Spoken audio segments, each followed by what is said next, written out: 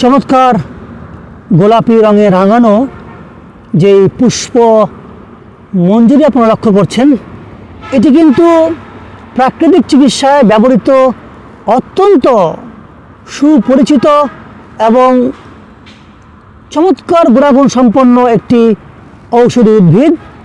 এই উদ্ভিদটি এই উপমহাদেশের বনে বাজারে এবং প্রতিটি জায়গায় ব্যাপক পরিমাণে কিন্তু দেখতে পাওয়া যেত। আমাদের নগরায়ন এবং গৃহায়ন এবং আমাদের অজ্ঞতা, এ সকলে কিন্তু ঔষধি উদ্ভিদ হারিয়ে যাওয়ার পেছনে বেশ গুরুত্বপূর্ণ ভূমিকা পালন করছে। আপনারা দেখতে পাচ্ছেন গোলাপি মুকুট পরা রানী, এটি হচ্ছে সর্পগন্ধা। নিশ্চয়ই বুঝে গেছেন যে এটি কত উঁচু মূল্যে একটি ঔষধি উদ্ভিদ, তাই না? এটির বৈজ্ঞানিক নাম হচ্ছে রাওলফিয়া সারপেন্টিনা। এই ঔষধি উদ্ভিদটি ইউনানি, আয়ুর্বেদা এবং হোমিওপ্যাথি এই শাস্ত্রগুলোতে ব্যাপকভাবে কিন্তু এর ব্যবহার রয়েছে। পূর্বে অ্যালোপ্যাথি যে ওষুধগুলো ইনসোমনিয়ায় ব্যবহার করা হতো, সেখানে কিন্তু এই উদ্ভিদেরই কেমিক্যাল নির্যাস তারা গবেষণা করে উৎপাদন করে ঔষধে ব্যবহার করত।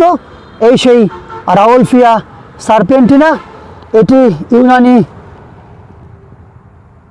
ঔষধে ব্যাপক পরিমাণে ব্যবহৃত হয়। এর থেকে উৎপাদিত যে ওষুধটি রয়েছে ইউনানিতে, সেটি হচ্ছে কুরসাফি।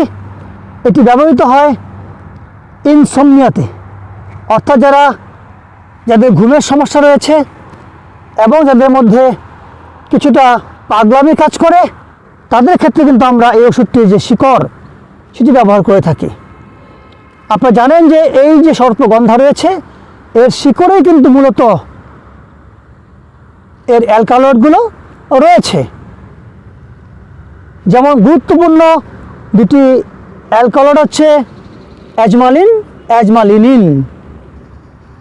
এই যে নাম দুটো নেওয়া হয়েছে একজন বিখ্যাত ইউনানি চিকিৎসা বিজ্ঞানী হাকিম আজমল খানের নাম অনুযায়ী কিন্তু এই অ্যালকালয়েডের নাম রাখা হয়েছে।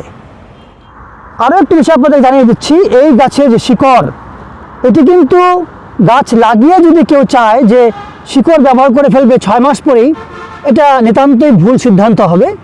এই গাছের শিকড়ে উপযুক্ত অ্যালকালয়েড সঞ্চিত হতে সময় লাগে একেবারে কম করে হলেও 2 থেকে 2.5 বছর। সুতরাং যারাই আপনারা এই গাছটি ব্যবহার করবেন, তারা অবশ্যই আপনারা যেন গাছটির বয়স ন্যূনতম 2.5 বছর হয় বা 3 বছর হয়, সেটিকে আপনারা সংগ্রহ করবেন। চমৎকার একটি নিদ্রা আনয়নকারী এবং পাগলামি দূরকারী ঔষধি উদ্ভিদ এই সর্পগন্ধা। আপনাদেরকে এই গাছটি দেখানোর চেষ্টা করলাম হামদর্দ বিশ্ববিদ্যালয়ের ঔষধি বাগান থেকে।